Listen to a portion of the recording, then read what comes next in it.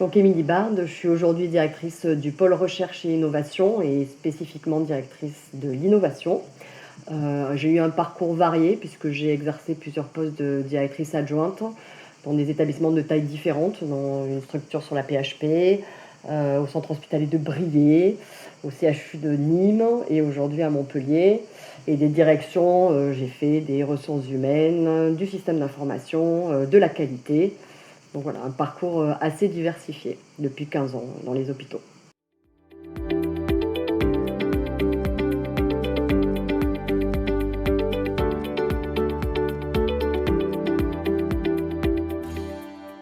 Alors ça, c'est la question que tout le monde se pose et à laquelle nous ne sommes pas tous d'accord ou arrivés à une vraie définition. Ce qui est compliqué aujourd'hui, c'est qu'il y a beaucoup justement de définitions de l'innovation. Innovation organisationnelle, innovation managériale. Moi, par rapport à mon parcours et à ce que je fais à Montpellier, j'ai une vision plus restrictive sur plutôt l'innovation comme transférer finalement dans le monde économique des services, des biens qu'on a soit construits, soit co-construits, en général avec des partenaires académiques ou plutôt industriels en fait. Donc on a une focale quand même d'une production de quelque chose dans le monde économique, ce qui est pas forcément, enfin qui est un peu restrictif par rapport à ce qu'on peut entendre comme innovation.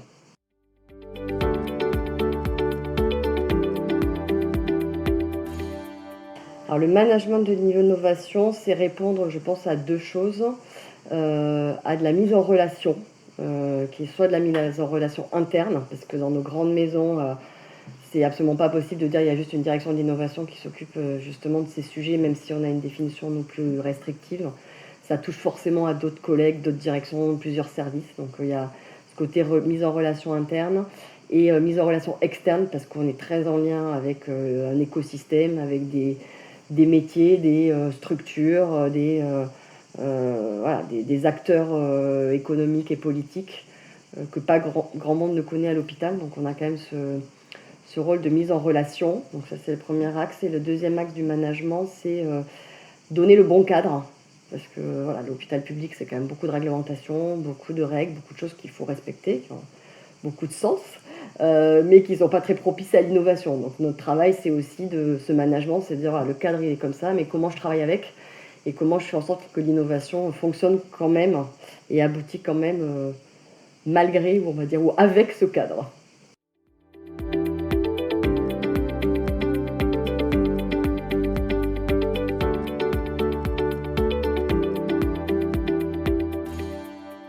Alors, en fait, l'histoire, c'est qu'il y a eu des aventures et des organisations qui ont un peu émergé toutes seules au CHU. Donc, notamment l'extracteur d'innovation porté par des médecins qui vise à aller dans les services, à identifier des idées et à aider nos professionnels à créer un produit, une entreprise, et ce qu'on appelle une innovation sortante. Donc, on a comme ça des professionnels qui ont fabriqué, inventé, monté des entreprises et créé des choses. On avait structuré aussi un hub innovation qui vise à être plutôt sur l'innovation entrante.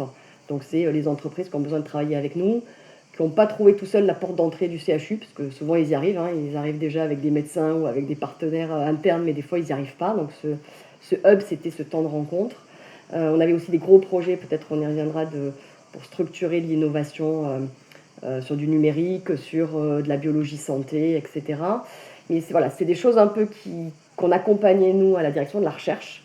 Et depuis une grosse année, on s'est dit, bon, ça prend quand même des proportions, une dynamique et une complexité telle qu'il faut quand même qu'on structure en face la direction de l'innovation au sens service administratif support.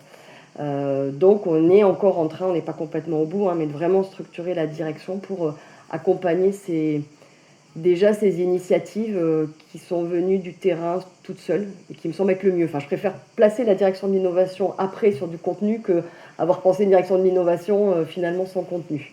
Donc on l'a plutôt pensé dans ce sens et on est encore en train de se structurer puisque moi j'ai en gros beaucoup de profils de jury chargés de valo, de chefs de projet, mais qu'il faut que je structure un peu mieux et que j'organise un peu mieux pour accompagner tous ces projets d'innovation.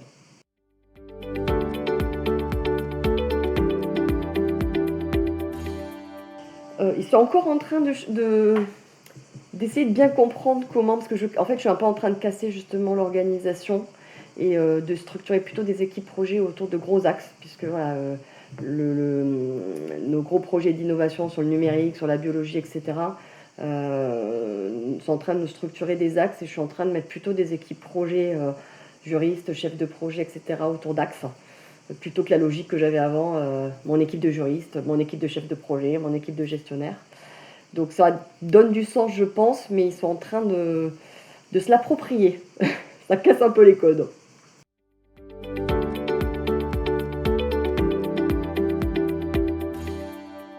Je pense que ça donne du sens, c'est-à-dire qu'un juriste qui fait du contrat, c'est super, mais je pense que l'avoir mis autour des porteurs de projets sur le numérique, que ce soit Aerios, l'entrepôt de données de santé, être au service finalement de vrais projets de développement. Déjà, ça les spécialise, parce que quand même, au final, ça fait des contrats avec une approche sur l'aspect données ou sur l'aspect de thématiques particulières. Et puis, ça leur donne du sens d'avoir aussi les porteurs médicaux auxquels ils sont rattachés finalement et auprès de qui ils sont en conseil. Je pense que c'est quelque part plus stimulant à mon avis dans leur exercice professionnel.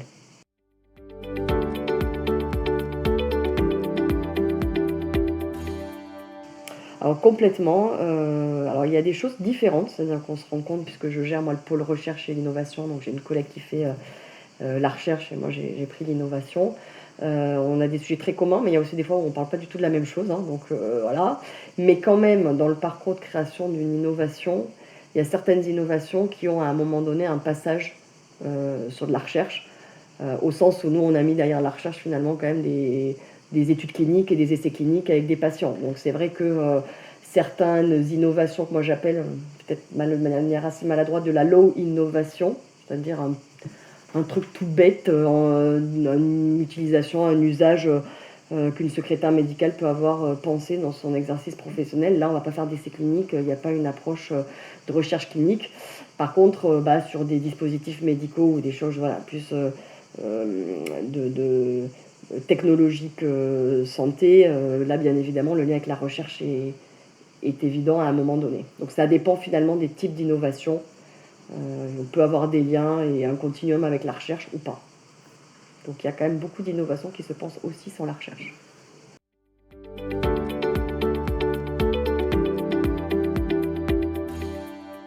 Je pense qu'on a un objectif d'accélération, c'est-à-dire moi, en mettant vraiment une équipe dédiée auprès d'Axe, je voudrais être plus réactif dans la connaissance de l'écosystème, la connaissance des industriels, la contractualisation, le suivi des projets. Parce que voilà, au bout d'un moment, quand même, ça fait des équipes qui connaissent mieux les thématiques. Et la structuration, c'est aussi se sécuriser quand même. C'est-à-dire que il faut qu'on arrive à mieux connaître un certain nombre de réglementations pour encore une fois bien les appliquer, les adapter, voilà, les intégrer dans nos démarches d'innovation. Donc il y a ce côté quand même de professionnalisation qui est important pour moi.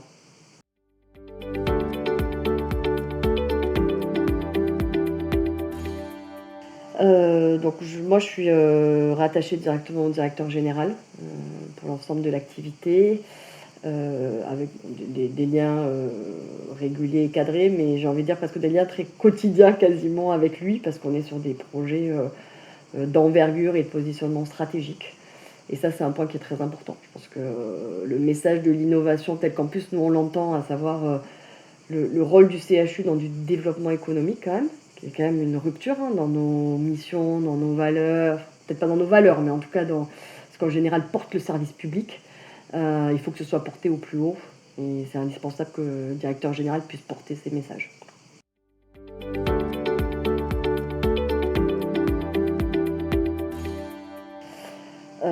Il faut qu'on soit très en lien avec cet écosystème-là. Moi, ça fait 5 ans que je suis dans la direction de la recherche et l'innovation. Au début, j'ai travaillé en point à point avec les entreprises.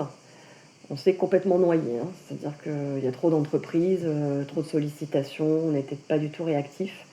Et ça fait que 1 an et demi, 2 ans où je me suis vraiment dit, et c'est comme ça qu'on a structuré notre hub innovation, il faut que je mette autour de la table des porteurs d'affaires, des pôles de compétitivité, les SAT, l'Agence de développement économique de la région.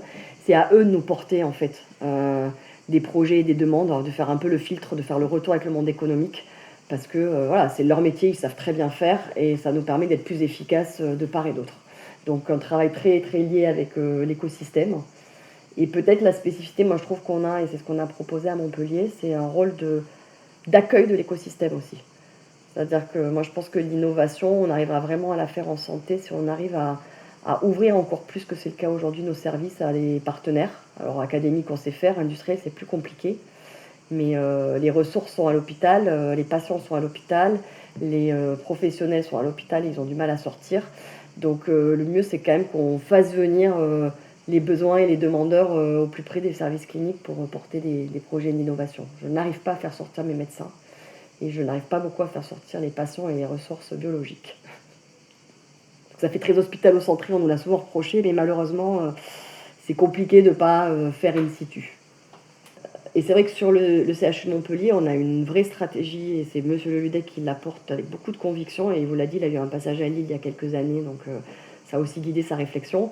On a on a écrit notre livre blanc architectural du CHU pour les 20 ans à venir, avec reconstruction d'un énorme bâtiment, enfin un projet très ambitieux. Et en fait, il a pensé à chaque fois que ça a été possible des espaces, puis des espaces conséquents pour accueillir des partenaires industriels et académiques. Encore une fois, l'académique, on avait l'habitude, hein, on a des laboratoires INSERM en nos murs depuis longtemps. Les industriels, ils venaient de temps en temps dans nos laboratoires pour un petit projet, etc. Là, on a un projet de 1200 mètres carrés, un autre de 1500 mètres carrés, et un bâtiment entier sur les biothérapies. Donc là, on a vraiment prévu de l'espace et l'accueil d'entreprises en nos murs. Donc ça, c'est assez révolutionnaire, je pense, sur l'ouverture de l'établissement. Et pour moi, c'est une vraie clé de succès de nos collaborations publiques-privées et de la production d'innovation, du coup, en santé.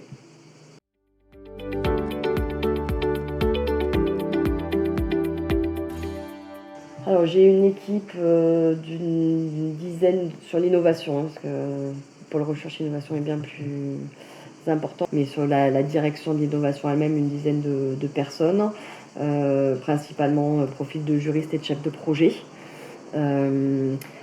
J'avais, parce que j'ai bénéficié historiquement, pas mal de plateformes de recherche qu'on avait déjà structurées, donc c'est ces personnels-là aussi que je remobilise sur des projets d'innovation.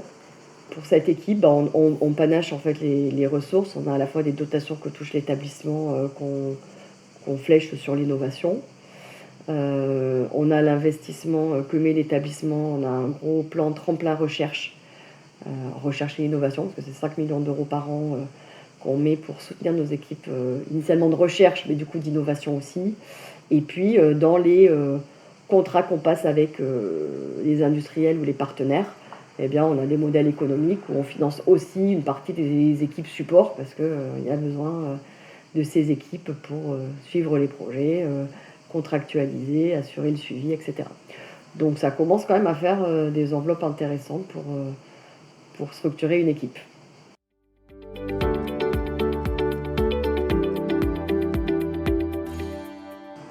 Non, c'est pas trop inspiré. On a un peu fait au feeling et beaucoup fait au besoin en fait. C'est pour ça que ce qui est un peu compliqué quand même, je trouve, pour mes équipes, c'est le re-engineering un peu permanent, quoi. C'est-à-dire que là, on a déposé des gros appels à projets, que ce soit sur les tiers-lieux d'expérimentation, appels à projets numériques, on a des gros financements qui arrivent sur la biothérapie, etc. On cale nos axes un peu aussi au fur et à mesure des projets qui arrivent. C'est quand même pas le plus simple non plus pour les équipes.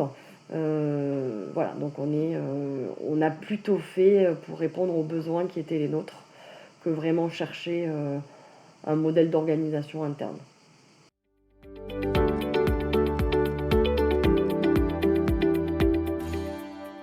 Je pense que la structuration de l'innovation a apporté quand même une image du CHU, de son ouverture, des nouveaux liens qu'on a créés avec l'écosystème. Des gens comme les pôles de compétitivité aujourd'hui sont extrêmement contents de travailler avec nous, nous ont vraiment bien identifiés. On a aussi aujourd'hui des partenaires, moi je travaille avec des gens comme la DRETS, qui est les représentants en région au ministère de l'économie et des finances. Moi, il y a encore 2 ans, je travaillais beaucoup avec le ministère forcément de la Santé et celui de l'enseignement sup et de la recherche. Aujourd'hui, on est identifié et on travaille avec des interlocuteurs qui n'étaient pas les nôtres jusque-là. Donc je pense que ça, c'est important pour montrer ce qui se passe quand même dans le CHU et la dynamique de l'établissement.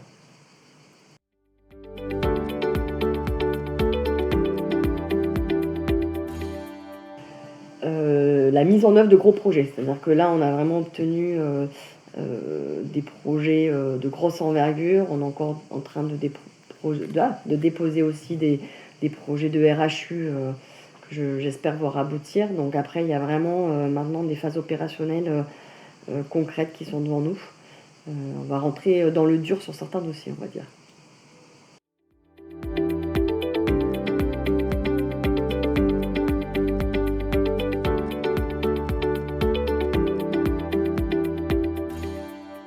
Je pense que le côté écosystème, hein. Quand même l'innovation, on touche après à des sujets qui ne sont pas clairement l'ADN du CHU au départ, hein, quand même, les développements économiques, des business models, etc. On sait en faire, mais l'activité académique d'un hôpital, et du soin. Donc savoir s'entourer et travailler avec l'écosystème, savoir être conseillé par des juristes en droit des sociétés, par voilà, des cabinets quand même qui connaissent certains montages financiers. Alors pas pour tout, hein, mais quand on commence à être sur des choses d'envergure et des négociations avec des grosses entreprises, c'est aussi prudent et nécessaire qu'on s'appuie sur les expertises extérieures.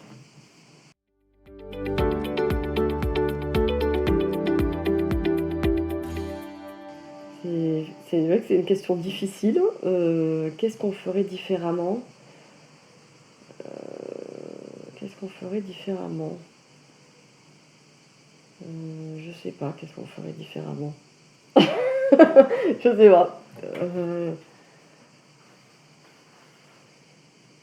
L'aspect peut-être conseil encore plus fortement. C'est-à-dire que là, je me rends compte aujourd'hui, on prend des conseils complémentaires sur certaines structurations dans les startups, dans les entreprises, qui arrivent peut-être tardivement. Et ça, je pense que oui, ça c'est le bon conseil.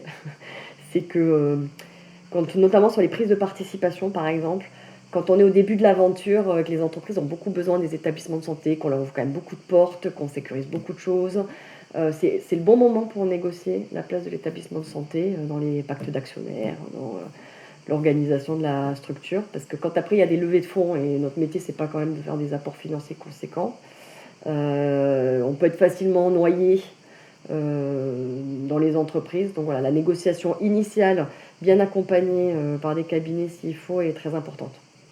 Garder la main dès le départ.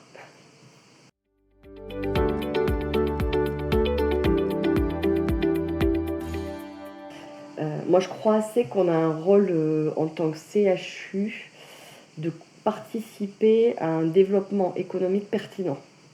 On l'a fait beaucoup en recherche clinique sur les médicaments, dispositifs médicaux arrivent, sur le numérique, sur d'autres outils.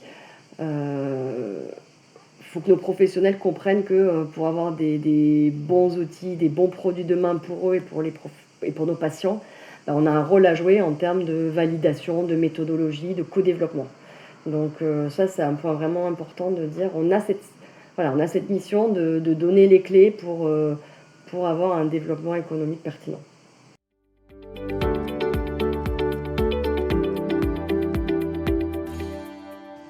Alors ça m'apporte et ça m'a apporté quand même beaucoup de fraîcheur parce qu'on touche des sujets assez géniaux, assez inventifs et j'ai eu le plaisir avec monsieur Ludec d'essayer de trouver des concepts, des organisations, des montages, une place dans le CHU qui sont... voilà, c'est assez grisant de réfléchir à tout ça et ça nous sort d'un quotidien hospitalier qui n'est pas toujours simple. Donc il y a un vrai plaisir de réfléchir sur ces sujets-là.